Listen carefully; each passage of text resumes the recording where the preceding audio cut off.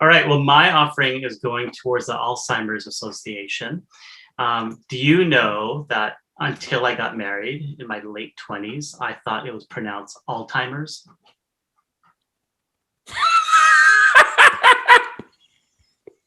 So I did not know that. However, nothing about that surprises me.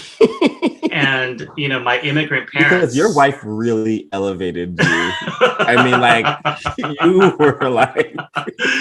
Well, and for our listener, my wife is a speech pathologist, so she corrected that in a heartbeat, right? Yes. So no, my She's immigrant not the most gentle. No, my immigrant parents, right? There's certain letters they don't hear, and so my whole time, for example, a veranda, my whole life I called it veranda because the V and the B in the Indian languages are the same. So I'm in public going oh, I was standing on the veranda. With a B. Oh. Yeah. Isn't it horrible? I know. Sometimes, Kumar, I feel so sad for you. My wife is. Didn't you tell me to just jump on in? No, I didn't. Not on this show. Yes. Okay, come here then. Talk to the microphone. Yes, we want to hear. Come in here. I won't put. Come here. Just no, you're not on. You're not on video. You won't be on video. We don't do video. Okay, my wife just walked in, and she's a speech pathologist, and she's listening in. She doesn't listen to this podcast ever, but all of a sudden she's listening in on the recording of the podcast. Yeah, she's listening to it live. Okay, so Mrs. Dixit, who is a speech pathologist, she's a SLP CCC. You had to always make sure you include all the initials behind her name.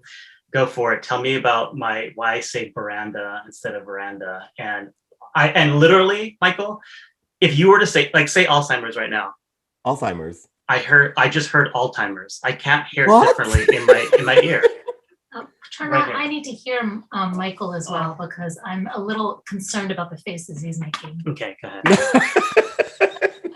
Michael, literally on Friday, I went to a speech pathologists who work with bilingual and bidialectal populations. So one of the studies that they cited on Friday is that kids or people who are from bilingual backgrounds, even if they don't actually speak the language, but they're exposed to the language, do have different perceptions of the sounds veranda and veranda. They don't notice that as two different words because in their community, when they talk, someone can say veranda and they know it's veranda because it just like, I'm trying to think of one that's more obvious to lots of people, like Filipino. If you're imitating a Filipino accent, everybody knows those P's and V's are are the same. It's because in their language, there is no difference between those two sounds.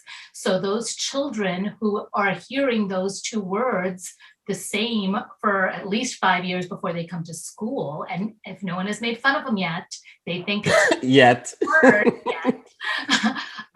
And that's a difference, not a disorder, not a mistake. It's a difference that you have learned to accept because you can communicate between the two. You're code switching, basically. Oh, you're code switching. So really, it's a positive, Kumar. It's like a positive. Because then later if you are, or hopefully everybody is trying to learn at least a little bit of another language. Right. You have the ability to kind of go back and forth like that. And you can comfortably talk if you are an Indian.